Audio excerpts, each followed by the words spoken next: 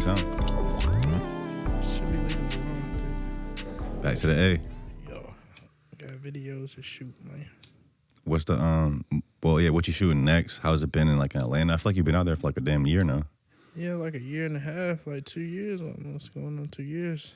But I mean, Atlanta's great. It's just like Virginia, just no water. In what ways is it like Virginia? Like the people and like the culture. It's just like Virginia got their music scene and their art scene, but Atlanta is like real in your face. Like the art on the building, the art is, standing outside. It's like hitting you in your face. Where, Virginia, I guess you kind of got to know the pockets and the people to fall into that type of scene. Like Atlanta is just right in your face. Would you say more like everyday people that aren't like creative know about, are aware of the arts out there? I think that's a problem out here. Like out here, like you're saying, like if you don't know the people, like if you're just a regular person, you might not really know what's going on. Yeah, but like their colleges, it runs through the city. We got like things like the belt lines and things that run through the city. Was that like a subway or something? Yeah, I guess like the belt line is like a metro system as to where like a train or a bus would come through, but like some of their belt line is like walkable. So like you just like, you know what I'm saying? Like I think I seen Mr. Hotspot on the belt line shooting content, stuff like that. Mr. Hotspot, is that the Goodness Gracious dude? Yeah. Bro, shout out to bro, man. Yeah, he said, take Yachty off the song. It's too, I think he's like really big on God now. So he didn't want to clear the, you probably talking, what I'm talking about, the like SOD that, song? He didn't want to clear the sample. Yeah, I think, it's Key. Hey, Key was good, fool. Hold up. Don't say nothing crazy. I'm on a podcast right now, man. You can say what's up to the podcast. What podcast? Hey, I was gonna tell you, man, pull up with this called Smoke, nigga. All right, that's a bet. Love, G. But yeah, that's Key. Shout out to Key, man. He's crazy. You can turn it up. The mic. Turn it up? Yeah, just like towards you. Yeah. How about this? How does this look? No? Like this? Like towards your mouth. Oh, all right. Pause. Yo, it was a dude on my Facebook I used to work with. He posted a picture of like, he's been working out a lot. Mm-hmm. So he posted a picture of like his back and like one of his boys' backs. He was like, yo, whose back? Better, whatever. I posted a comment. I'm like, pause, bro. He's like, what you mean? I'm like, bro, you trying to get us to rate grown men's backs? That's a little crazy. Yeah. I can't be doing no. Nah, that was a random call. But you're talking about the Beltway. Yeah, it's just like they got beltways. You see people walking all day. Some of them is colorful. Some of them just look like a regular belt line. But I said that to say just like their city, it's real city like. And I don't know. I guess the art is just spewing everywhere. I guess, Virginia trying to get like that. I know my boy D. Kane, he got getting this putting art everywhere. Yeah, put the art everywhere. All the artists around the world, man, just put the art everywhere. Put it on the buildings. D. Kane is definitely the one that's, put it on the buildings and the trains and all that. I forgot who I was talking to it about, but I look at D. Kane as like a professional graffiti artist. Because he gets paid to like tag buildings pretty much. Like they call him for that. And he specializes in shapes in black and white colors. Yeah, so we did an episode in black and white. I don't know if you've seen that. That's our only episode we ever did like that. See, yeah. He was like, bro, if you don't mind, can we like put this episode in black and white? I was like, bro, yeah, for sure. Yeah, you have it, man. You got to. Okay, well, Can I see that, Trey? Yeah, for sure.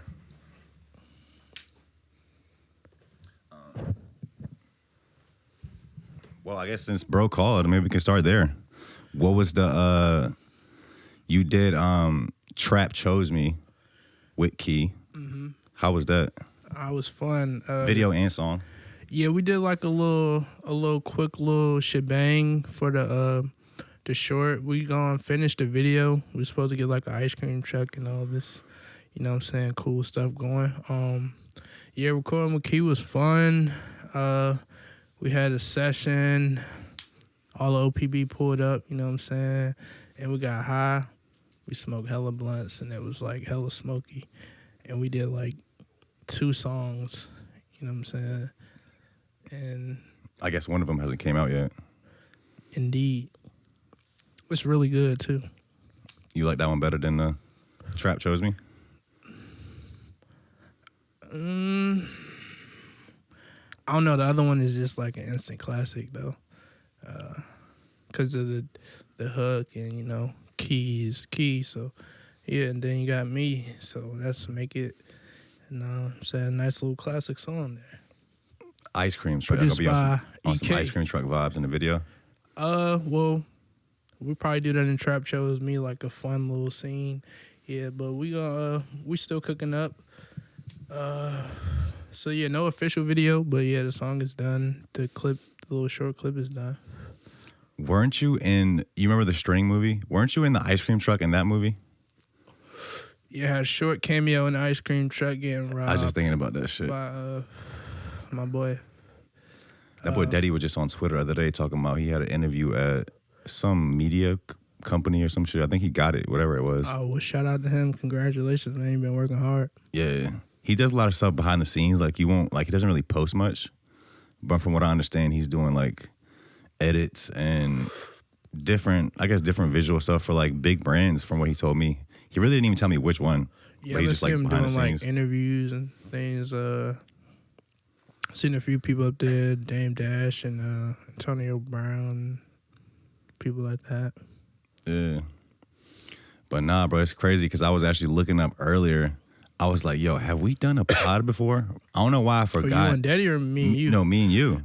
Yeah, So I looked up, bro, you and Jalf was up here episode 13. Just for context, this is episode 228. So y'all was like one of our first interviews. Then I think you came back on like episode 84. But I did want, so that was like a little while ago. I think it was like end of 2021. Yeah. So I kind of do want this episode to be like a standalone pod. So Yeah. I do want to get into your story and stuff like that.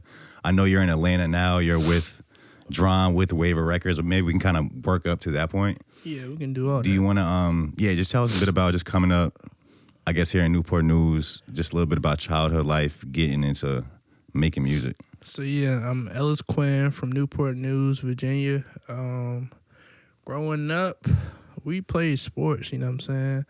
Everybody, all the kids in the neighborhood played sports. I played football. Did a little bit of track, very little. But music, it was just always there, like, you know what I'm saying, church. And, like, I didn't do nothing in church. But, I mean, I sang in the choir when I was a little kid, but I won't really sing. I was, like, lip singing. But, like, the music was always good, and, like, I always just loved the music. So, music was just always the overall obsession. Because football was a thing, but I'm short. I ain't really grow any taller. So, I kind of knew how far I was going to get with that. But, yeah. Now, I guess you could have had a career. I mean, it's not basketball.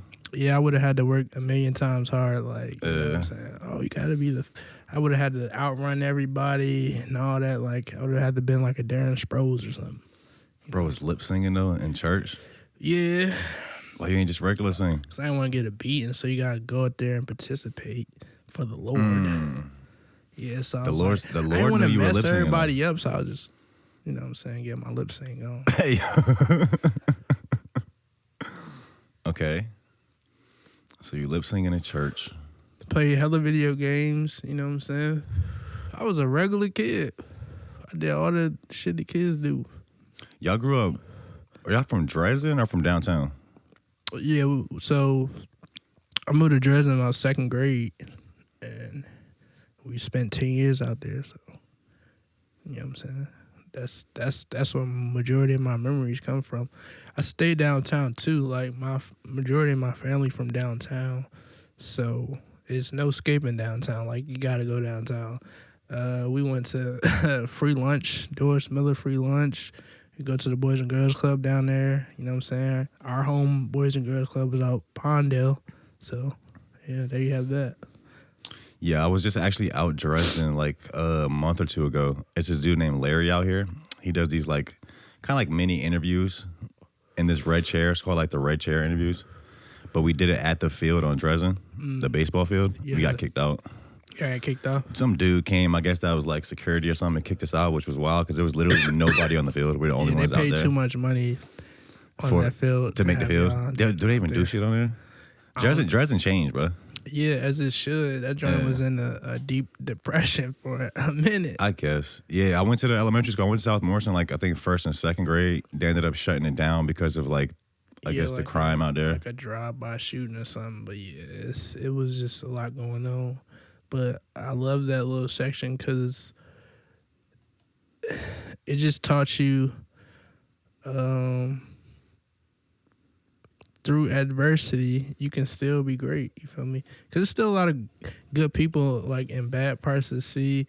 You know, you still have good families and, like, kids out there, you know what I'm saying, that have dreams. Sure. So it's like you can't really overlook that kind of stuff. You kind of just got to go with it and see how much good you can get out of those situations. I mean, yeah, even if you want to look at, like, probably, like, the worst neighborhoods in America, even in those neighborhoods, it's not the majority of the people that are doing crime.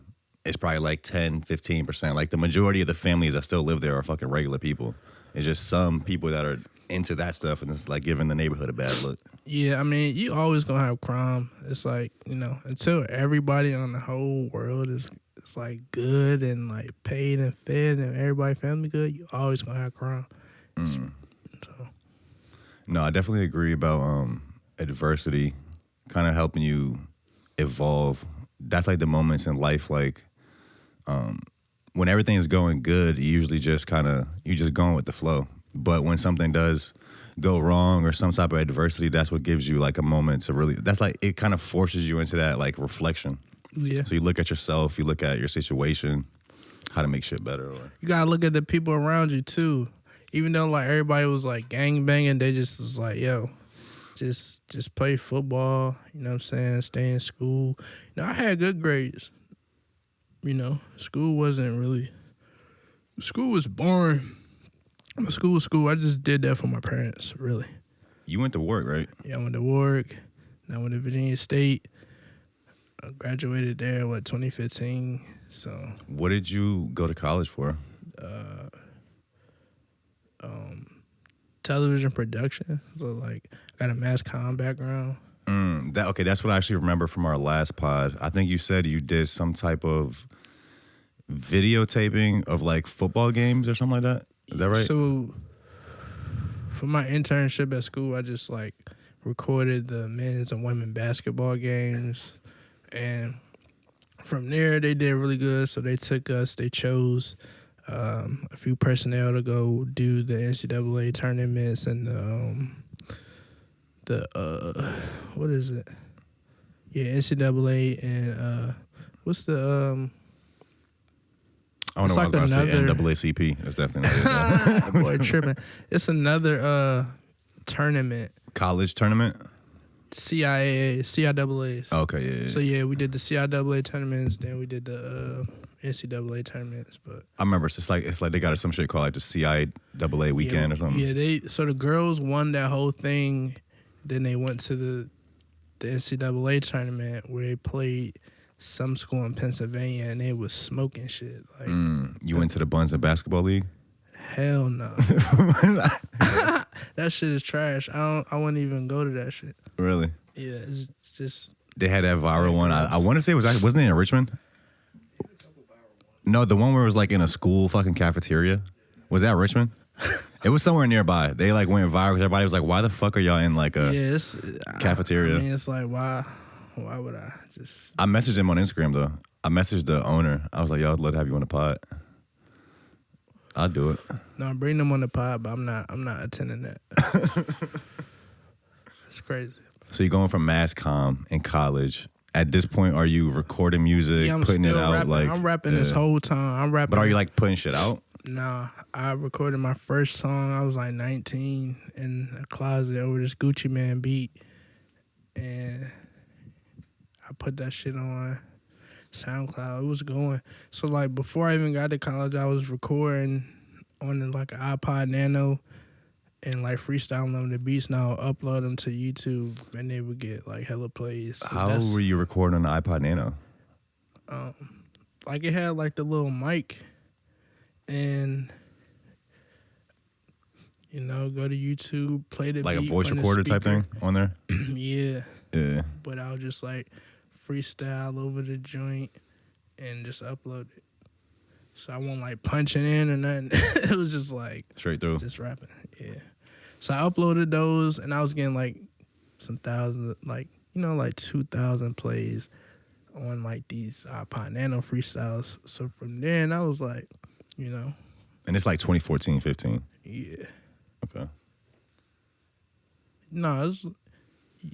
I think it was a little bit before that, but back then, like SoundCloud wasn't what it is now. You know what I'm saying? SoundCloud They started blowing up like what 20, maybe 17 or 18 or something off SoundCloud. SoundCloud? Yeah. The SoundCloud era was really like, meh. 2014 to like 18 maybe was like the peak. Yeah, I didn't peak up there. I didn't peak when everybody was peaking, like Uzi and everybody like that, Key and everybody. But the reason why SoundCloud is so important to me because I found a lot of artists up there. You know what I'm saying? So Yeah. that's why like SoundCloud holds. Yes, but SoundCloud was really that was the hub of like discovering music, new music, which we don't really have that right now. We just have like I feel like majority of artists are discovered on like through just like a viral reel or like some viral meme that goes around on like whatever random platforms, TikTok. I think we. But do. you're not. But just kind of on that. It's like, but you almost catch it by accident. SoundCloud was somewhere where you go, like you're going there to discover music. Yeah. People aren't going to TikTok to discover music. They just happen to run by something they like, and that might go up. But it's not like I don't know if there's a place right now where fans really go there to discover music. Discovering music is a young nigga skill. You gotta be young and tapped in.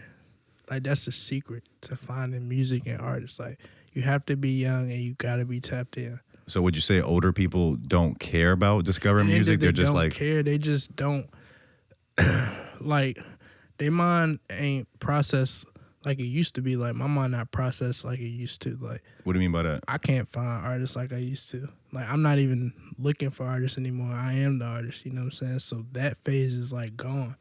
Like me finding artists and like listen to a bunch of artists, like I can't even do that anymore because I'm creating my own music and sound now. You know, I think that's for a period where, you know, you just listen to music. Because if you find an artist and listen to all these artists, it's kind of hard to create as well because you're gonna sometimes end up sounding like those. Yeah, that's what I thought. That's like the famous thing Wayne said. He doesn't listen to anybody else's music. And not saying like anybody, like you can listen to it, but like how I used to indulge in music, like music 24/7, like everything I'm doing, I gotta have earphones in, like eating, smoking, like doing whatever. Like college, I always had music in, walking to class, in class, you know what I'm saying? Like it was like I had to listen to it. Now it's like I gotta make it. Who were some of your favorite artists in college?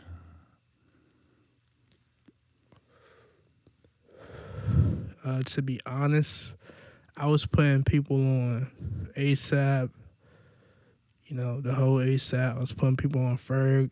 I was putting people on Key. I was putting people on Chief Keef. I was putting people on everybody, like Raider Clan. You know what I'm saying? Like all this underground music. Like everybody from the underground, that's what I was playing. Of course, Wiz, you know what I'm saying? Chip the Ripper, Currency, all that stuff. But like I was mainly like pushing underground people. Like, yo, have you heard this? Like everybody's like, no. Like to this day, like you probably can ask them to this day, and I probably put a lot of people on a lot of music. I almost feel like putting people on the shit is like a lost art form. Like we were the same way growing up. Like it felt cool. Like you were hyped when you put your friends on to artists. Like you will never let them forget that. Like, yo, you know I put you on with Currency the first time. Like, yeah. But now it's like people just want to consume stuff that everybody else says is cool. Like, I don't know. Like you don't see many people jumping out the gate to support something until like everybody else does. Yeah. Well, now, yeah, it's kind of bandwagon effect now. Bandwagon effect. Do you think the underground still exists? Like, is there underground rap still? Yeah. Who would you say some people in the underground right now?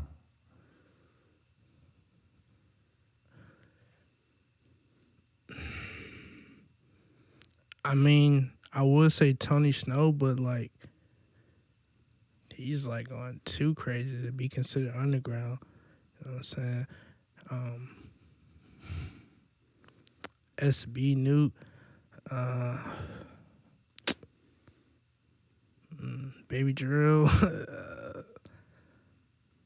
I don't know. It's a lot of people in the underground. It's an endless list of underground rappers right now. I kind of consider us underground. Like, I feel like we're like an underground platform. Yeah. I'm underground till I'm overground. It's But funny. it's the thing about being underground, because like you can be underground and known, and you can be underground like unknown. But it's also a beauty in it. Like, I feel like some artists want to stay underground. Like, we did an episode with Zelly. I think top of the year, really. But he was telling us how people look at him as like this artist that blew up, but he doesn't feel like that. He's like, I never really blew up. He's like, so I can't fall off. He kind of just sees his trajectory as like a gradual growth. He never really like looked at himself as like he blew up. Yes, that's definitely possible to feel that way. And, you know, it's like, I don't know, all this, like, you can be blew up to yourself. You could be personally platinum to yourself. You know what I'm saying? Like, success could be whatever you define it as. It really don't have to be like, oh, I done did 1 million units and yada, yada, yada.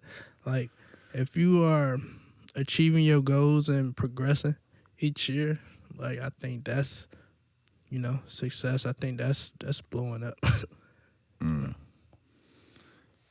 You touched on putting some of these artists on in college, putting your friends on with some of these artists in college, but it's funny because now you're working with some of these people. Yeah. How does that feel? It feels good. It feels like I've been just doing what I'm supposed to do, you know. So we touching on college, you get out, you're recording the iPod Nano. Do you want to touch on how you and DRAM linked up? I know you're part of Waiver Records right now. You told me on the phone you had like some new distribution deal. How was that link up? How was this past, like, I feel like this past year or two, you kind of just been in the cut working. Yeah, you just started crazy. releasing, really. Yeah. These 3-track EPs. I want to get into all that. Like, So I met DRAM through Gabe Niles. We met at like a jam session or whatever. You know what I'm saying? We talked for a little bit. He took my number. Shortly after, he recorded with me, and he just kept in contact with me. We talked about what I wanted to do as far as music, and he put it all together. You know, so what'd you tell him you wanted to do, like, at the time? I told him I wanted to be an artist. Oh. Yeah. And I need to make music. Yeah. He's like, well, all right. And at the time, he's thinking of, like, putting together this new, like, collective. So at the time, you know, he has Waiver Records. So, you know, he could definitely just do it all by himself and just be the main artist. But, you know, he kind of wanted to reach out and look for artists, and he found myself and EK. And I think EK produces, like, most of your stuff now, right?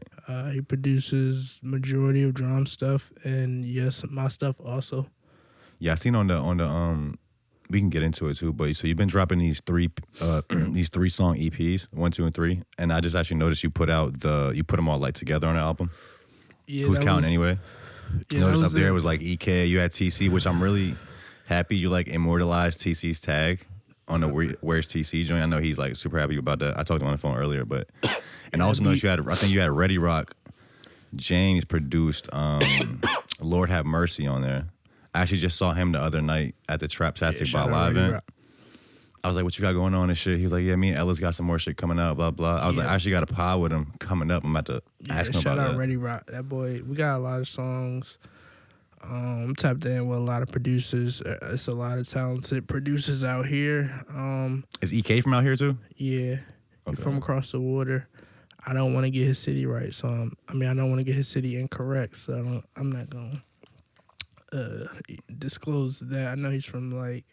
He's from across the water. Yeah. That's close enough. We're going to say across the water. Even side note on that, it's funny because they say that we're across the water. Yeah, we are across the water. I am across the water. Across the water. It was a meme like that, like the Soulja Boy shit, and he was like Drake. Somebody was like across the water. Yeah, we crossed the water. I mean, technically, if you gotta go through a tunnel and cross a bridge, I mean, that's So you meet Drum at this jam session at the with jam Gabe. session. Boom. What was it? Yeah. So what was it? Because I know, like, how was y'all stayed in touch? Y'all started recording. You telling them what you want to do, Boom. but now you like ended up going to Atlanta with him. Yeah, You've been out there for like a year or I go back two. and forth to Atlanta. You know, we record. It's really like a like a trial error. You know, it's like everything was like a test. It was like a test. You know, they put you in a studio and they let me see what you can do. It's like when you get a job, it's like the 90-day probationary period. Yeah, for sure, but this was a job where like a bunch of vice presidents come through and they fuck around and work with you. So now You said vice presidents? Yeah, just other people. I'm using that as a term, like Just like people high up, like in the other industry or higher whatever. ups. I call them higher ups because they're just other artists. You know what I'm saying? But they was much higher than me. You know what I'm saying? At that point, so boom, go back and forth to Atlanta, record with him for like 2 weeks straight.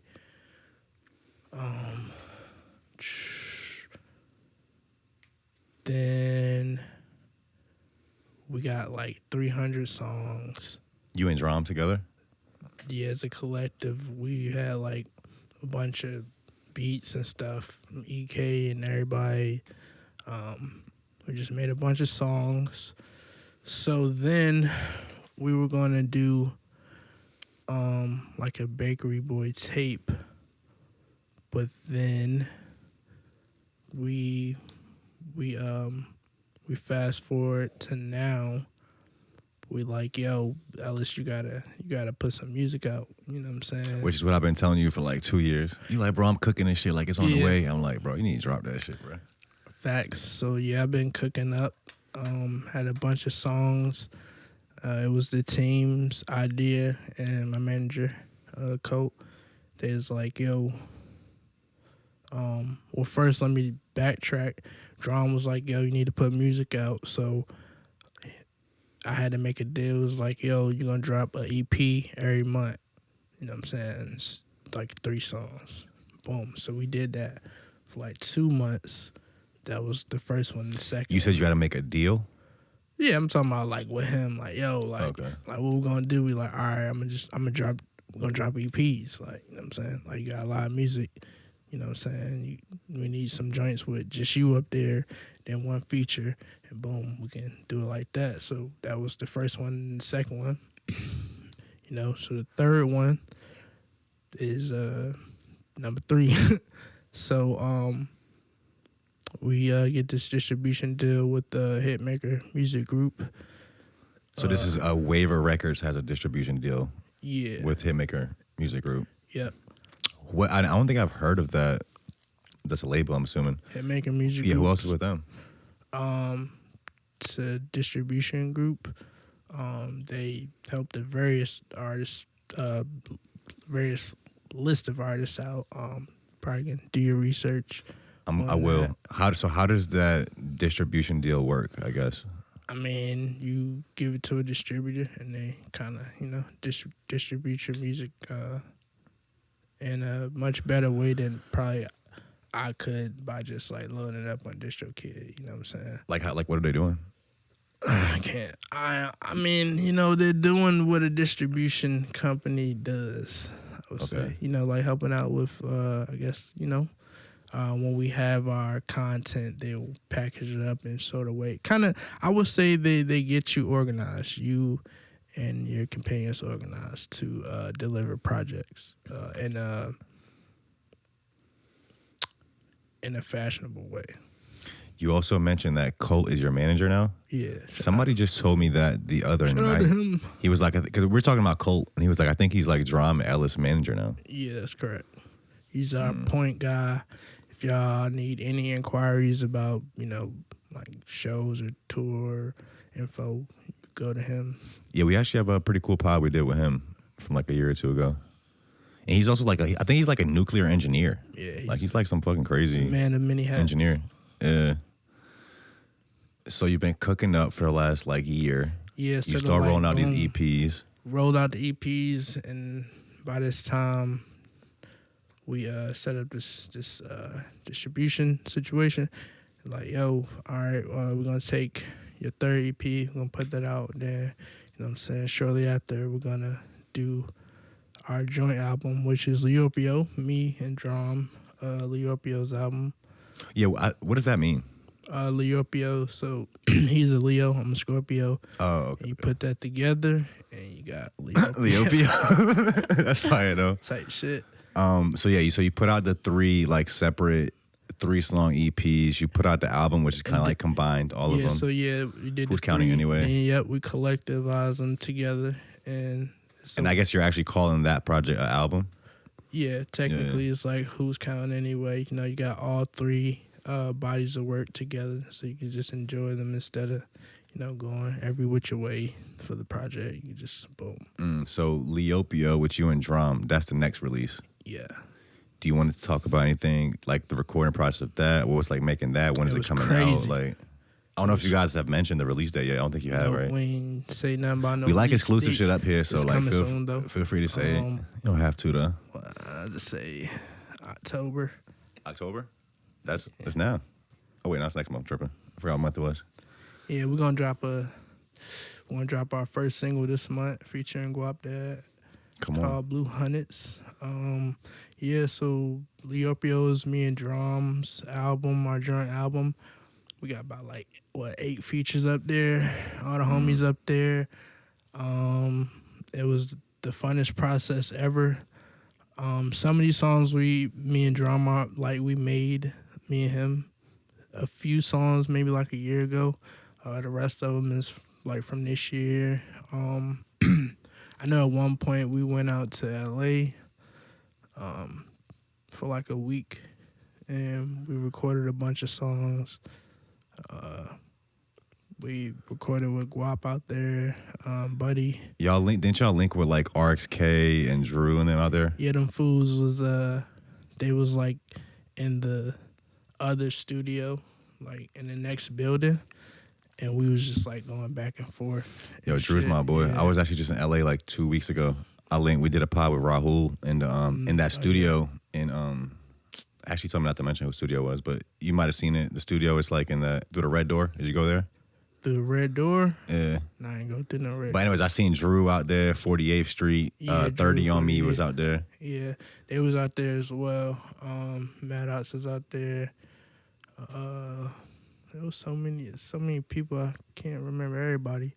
But yeah, we got a bunch of features up there. We got the Hotlanta track with Ferg up there, video out on YouTube right Hotlanta. now. Yeah. We got my boy Down to Earth. Who's that? Down to Earth, amazing artist. Should definitely go look him up. Okay. There was a couple people you're working with that I wasn't hip to. It was somebody named, I think, Lollipop. That's a girl? She's a Atlanta-based artist. London or Atlanta? Atlanta. Okay. Yeah, I met her in Atlanta. She take photos for people, and she definitely does music as well. We can maybe bounce around a little bit. What's some other? So, is there any other key differences you've noticed with the creative scene in Atlanta versus out here, or have you learned anything that maybe you can tell us, or something that we can maybe apply out here?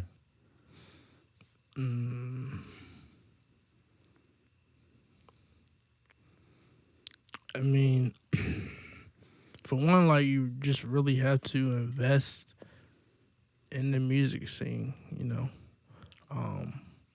it ain't just having a music scene. You gotta have outlets, radio stations, all these media places and tech places.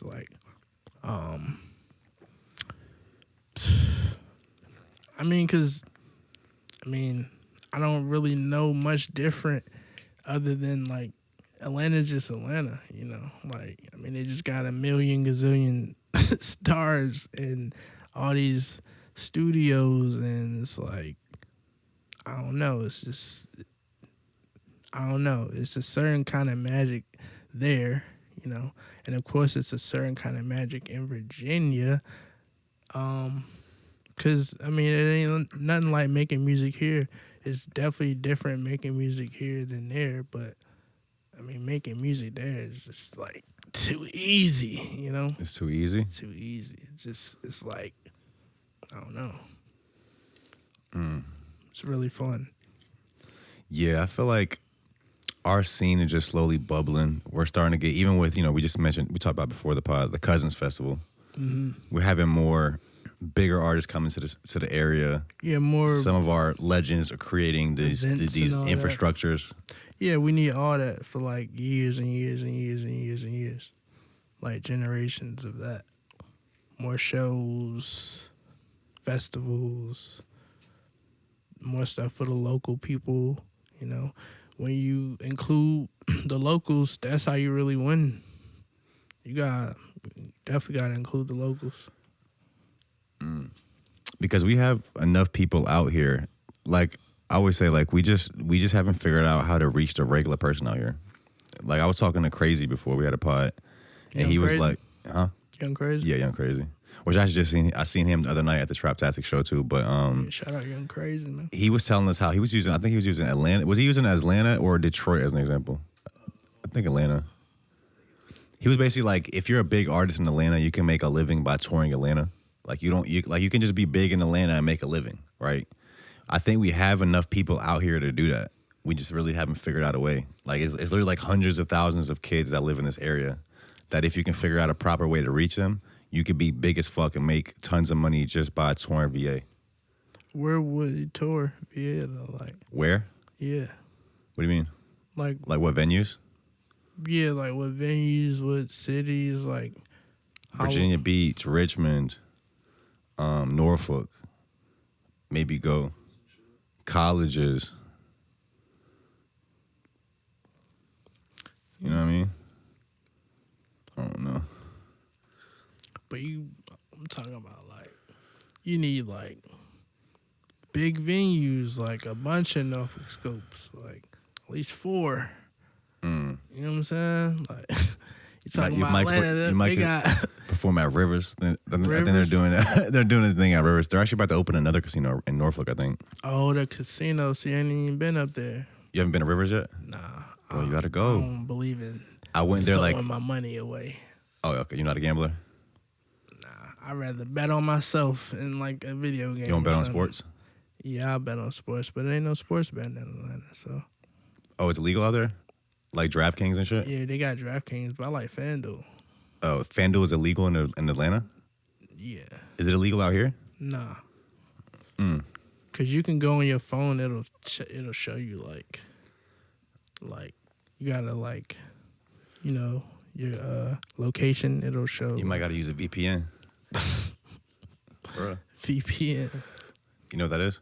Yeah, I know that. We just had this girl, Alana Mercedes, up here like a week or two ago, and she was telling us how she was a part of this tech company, like a startup, where it was like they kind of did it before like DraftKings and all those things, but it was a sports betting app. But like one of the key differences is you can bet versus your friend.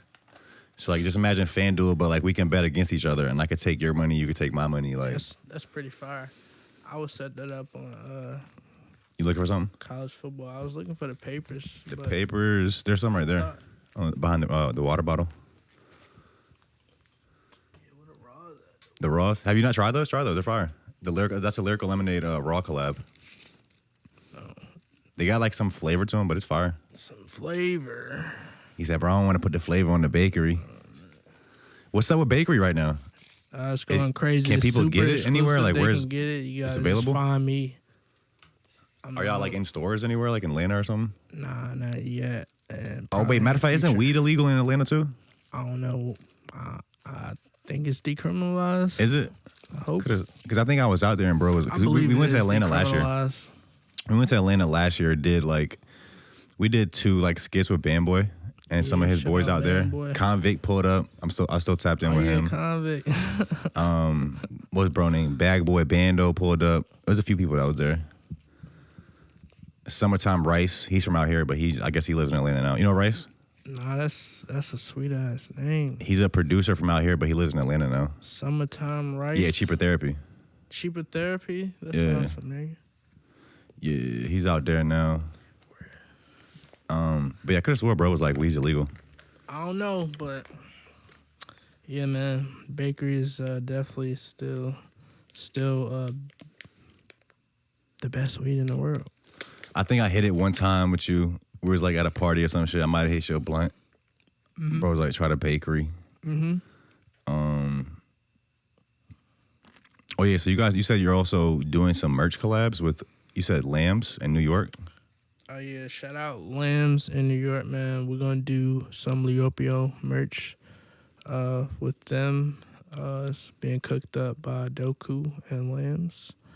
I don't have no drafts or nothing, but Is that one of them right there? well, nah, this is actually a Lamb shirt from the store. Yeah.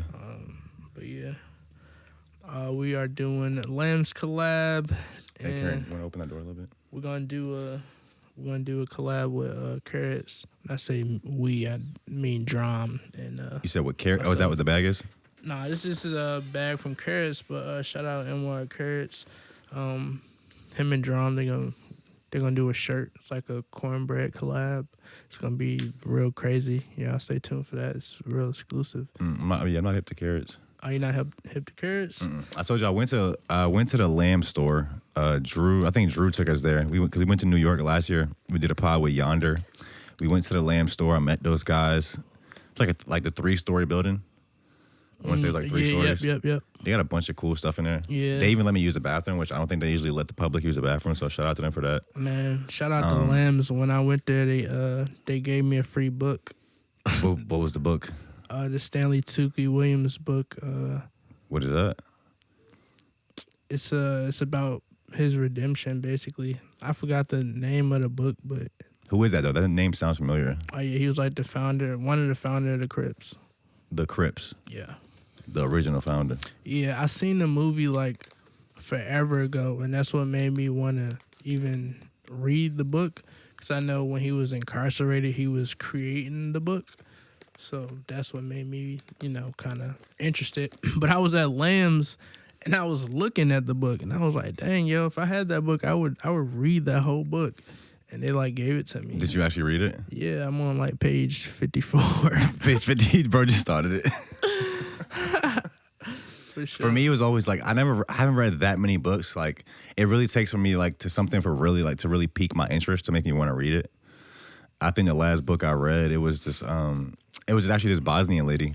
She wrote a book called The Cat I Never Named, and it was like It was like a book about her life like in the war, because she's actually the same age as my mom. So in like the Bosnian War, she tells the story of her life, how she basically survived through the war. There was this cat that like indirectly like saved her and her family's life like a few times during the war. And she actually ended up leaving Bosnia. She's now in America, and she's like she's some type of professor. I think she has like a PhD, but she's an author. I think she might be like an advisor for politicians, but she's doing like some like real cool stuff now in America. That's crazy. She got saved by a cat in the war. Yeah, I forgot exactly what it was, but it was like, I think one of them was like her and her family was about to like go somewhere, and then there was like this random cat, so they stopped to like fuck with the cat for a little bit, and then like where they were about to go, like a bomb landed on it, and like if they didn't stop to fuck with the cat, like they would have been right there. Dang. But yeah, her name is Amra. It's actually my cousin's name too. That's crazy. So the merch on the way. Merch on the way, album on the way, man. Leopio. Yeah. Yeah, man. It's, like Aquemini, how Outkast did that little mix-up thing, But we giving y'all our side. It's real groovy, real, like, dreamy type of vibes up there, man. We got a lot of artists up there. A few you know, and a few you may not know. I fuck with Guap Dad. I feel like he kind of has been off the scene for a little bit too. He been doing this thing, man. Like, you just gotta be tapped into people. Like, we may think people ain't doing this and that, but it's like, are we even paying attention to them? You know what I'm saying? Like, in our time of whatever we're doing, you know what I'm saying? Like, we be like, oh, this person, like, when the last time you did something? And then you go check, and it's like, oh, this fool was doing a bunch of stuff. You know, it's just the way our Yeah. algorithm work for real. That's what I was about to say. Yeah, and I feel like in today's world, that's not even just with music artists. That's with like ideas, with anybody for real. Everybody's kind of in their own little bubbles, their own echo chambers, and it's easy to feel like, yeah, if I'm not aware of something, it might not be big, or you and your friend could be following you. You could have a best friend and he's like the world that he has on social media and the world that you follow on social media is like totally different worlds. Yeah. So y'all almost like live in different worlds. Yep. He's on a whole White Do-Rag tour right now. Go up that. I saw him perform live. There was a show out here. I forgot what it was called now, but it was a few years back. I actually met Bia there. That's when I got hip to Bia. And I took a picture with her. I actually had a fake jersey on. I think it was when LeBron was about to go to where was he about to go? Fake jersey is insane. I'll show you the picture on my Instagram. It's still up there. Where was LeBron about to go and like he didn't go?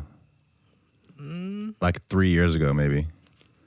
He was about to switch teams. He was about to go somewhere, and then so I had a jersey made. I didn't make it. I just bought it, but it was a jersey of like him at this new team, and like he never went there, so it was just like a fake jersey. Yo, where did he go? Yeah, y'all don't know this? He was about to go to a team. I'm gonna show you on my Bulls Instagram. LeBron jersey. But Guap Dad performed there, but I was already hip to Guap Dad. He performed there. I really like his song Costa Rica. I think it was on the Dreamville joint. He said, I got fans in Costa Rica. Yeah, he got a lot of fire shit, man. But Yeah, he came up just doing like the braggadocious like Instagram videos, talking shit. Damn, these papers taste good. Yeah, I fuck with him. Karen got me on him. Karen gave me that pack too. I still haven't went and got none. Yeah, man. Yeah, for sure.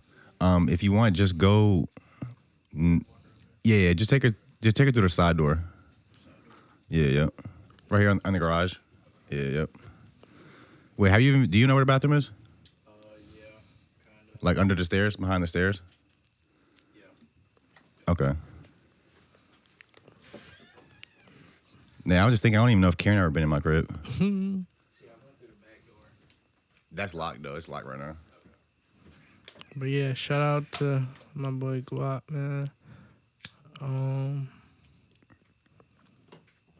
No, it's cool to see, bro. It's cool to see somebody from the city really moving around, doing shit. I feel like DRAM is kind of building up his like second run right now. Let me close this door.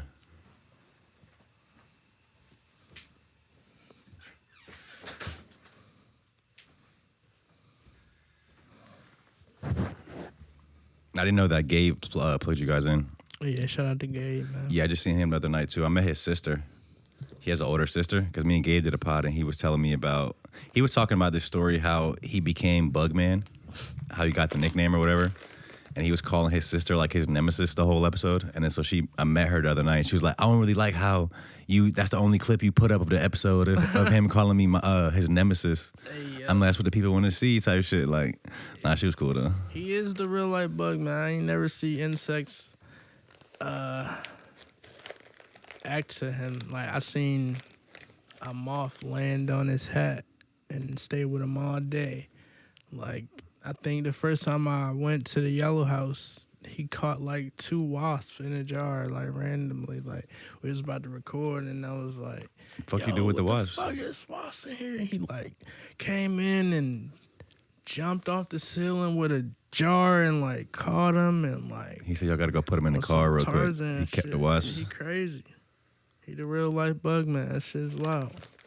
Yeah, it's cool to me to see like these artists from our area continue to do shit because they're all from like previous eras. Even if we're talking about DRAM, we're talking about Gabe, Sonny and Gabe. Yeah, They had their big moment in the previous era.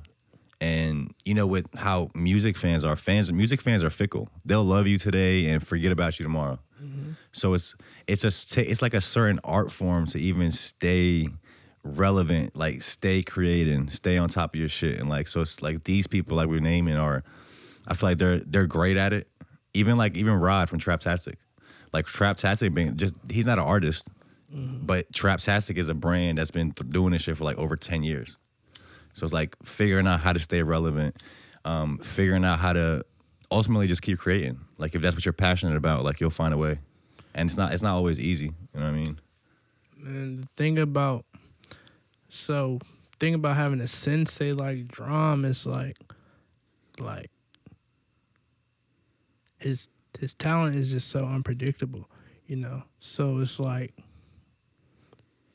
I don't know, he just like keep on getting better and better and better. So it's like you can't really gauge a person like him, you know, because it's like at any moment he can give you that shit like over and over and over, and it's like, you know, yeah, we got Broccoli, but like he's worked on like so much music after that. Like he has features with damn near everybody, you know what I'm saying? And like working with him, it was so crazy because like we'd be working, he'll knock out a full album and then continue to work as if nothing ever happened. And he's keeping up with everybody, myself, like he jumping in the booth, he's singing, he's rapping, like he's doing everything. You know what I'm saying? So you touch on the work ethic. Yeah, like those. Yeah, the work ethic. The work ethic. We don't ever want to skip the work ethic. You know what I'm saying? Like when people talk about these artists and things like that, like, man, you don't know what people be going through in their life.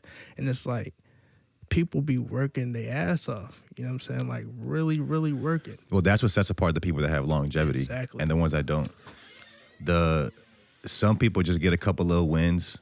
They get complacent, they get lazy, and they ultimately fall off. Yeah, maybe touch some more on that. So, like, we touched on these people that are kind of surviving through the eras. DRAM is one of them. Like you're saying, he is a talented guy. Like, what is some stuff you surviving? I mean, surviving, say, yeah. Thriving. Still living, yeah. Thriving. Through the moving through the era, like the eras. Thriving through the eras. A lot of people have thrived through the eras. Like, I think we are seeing a resurgence of 2016. Like, everybody from around the golden eras. That's like that SoundCloud era. The SoundCloud underground era.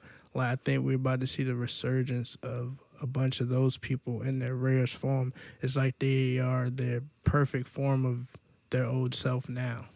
That's what we're about to see. Yeah, like we're saying, the talent, and then also what comes with doing it for so long is you acquire all this experience and this knowledge that can't be bought. You can't buy experience. You know what I mean? Like, what is some stuff you've learned? Yeah, just from DRAM, maybe like just like maneuvering the game. Like, do you guys give you like advice on stuff like that? Yeah, he does give me advice, but the main thing is he just always testing me as far as like musically. Like, he's always pushing me. He's always putting me in, in good situations, and like putting me with artists that's gonna like,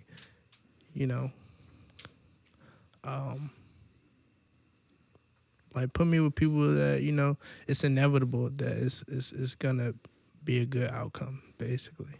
You touching on the resurgence of these like SoundCloud underground era people.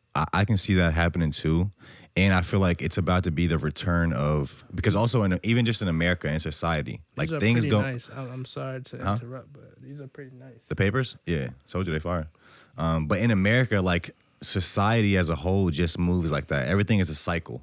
So like even like talk about like wokeness or like certain causes, like everything moves in like 20-year cycles, right? We all kind of end up back at the same place doing the same things. But also I can see these artists having a resurgence too, because I think it's about to be the return of middle-aged superstars. Yeah, we went through an era in hip-hop where it was like all kids. It's like 15, 16-year-olds are the now they're doing peak what they of want. it. But now it's like like the middle age, 20, like 20s, late 20s, 30s, even in actors and like different fields. So we're about to see more because in like the 80s and 90s, that's what it was. All the superstars were like in their 30s, 40s. Mm-hmm. You know what I mean? And especially in hip hop, like a lot of times we don't see rappers like age well as far as like their careers and what they can like there's like you could probably count on two hands the amount of rappers that really found ways to stay relevant and continue creating and having new businesses. Like a lot of these guys kind of because this is a young person game. But I don't think it has to be though. It don't have but I to think be. It's also because we're still in like the first generation of it. Like our first generation older rappers, they're still alive. They're the first ones doing like Jay-Z, fucking all the rappers like Nas. Like these are the first kind of generation of these rappers getting older and figuring out like how to keep moving. Yeah, once you're coined as an artist, you just have to be that. Like, you just, What do you mean? Like, oh, you're an artist. You made this movement, so that's what people want to see you upkeep. They want to see you continue being an artist. Like, you know what I'm saying? Of course, they're gonna pick with you when you give up, or it seems like you're giving up. But Like it'll be harder to get into like other ventures, like other businesses. nah, I'm not saying that. But like, people want to see you do what they know you for. You know? But that's a double-edged sword too. I mean, you don't have to. Of course, you can. Because as a human being, you're naturally going to evolve and want to try new things. So like, I feel like you can't allow the fans to lock you into that. Yeah, that's true. That's true. That's probably the story for most artists. Nah, fuck that. Like his old shit was better. Like I don't like the new shit he's on. But it's like, no, I can't keep making the same song. I'm like, I'm a different person. Yeah, you're not 16 and 19 anymore. But you always gonna grow as an artist regardless. And I think you definitely are supposed to evolve as an artist. But I'm saying like people want to see you keep evolving as an artist. That's why I said that. Not saying that, you got to be an artist, because even artists just not artists. Like some people paint and, I don't know, they want to go in like restaurant business and things of that nature. Got Trail Burgers. Trail Burgers. Which was people at might want to Cousins do Festival. shoe design or fashion or whatever. It's like a number of other things you can do. But yeah. You touched on, I think before the show, kind of you wanted to see Erykah Badu at Cousins Festival. Yeah, like you were that asking would about be that. one person. I mean, of course, Larry June and everybody else, but she's an act that's like always wanted to be seen. Yeah, she came out with the big hat at Cousins. You were in the studio with her, right? Well, no, not the studio. I wish. She had a concert in Atlanta, and we went because she invited Drum to the concert. So we went to the concert. Got to see her backstage and on her tour bus and stuff, and it was real cool. Are you on a bus with her? Yeah. Come on. A real exclusive type time. But yeah, her family was up there. Everybody was real nice. She's definitely the queen. That's fire. Okay, so Lior P.O. Lior P.O. That's on the way. First single dropping October. I think it's September. I think we're dropping first single this month. Got the video with Guap Dad, Blue Hunnits. With Guap. We mentioned it a bit Got earlier. Kai Infinite up there too. On the Blue Hunnits? Nah, on the album. On the album. Yep. I fuck with Kai. Shout out Kai. Kai's cool, man. I just I spoke to him on the phone. We were in LA. We were gonna link up because I was supposed to do a pod with Mosh Pit. You know Mosh Pit? The videographer. I'm not familiar.